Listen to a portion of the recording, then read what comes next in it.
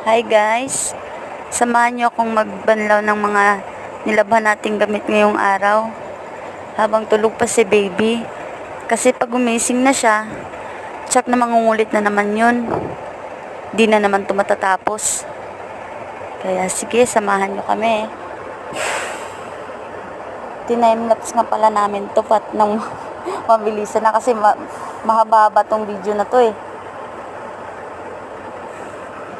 Tinulungan nga pala ako ni Papa dyan at nang mabilis kaming matapos.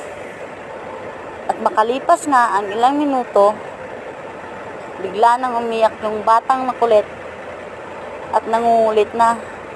Lalapit pa yan dyan, kukunin yung cellphone. Kaya, pinatay na lang namin. Yun lang. Salamat!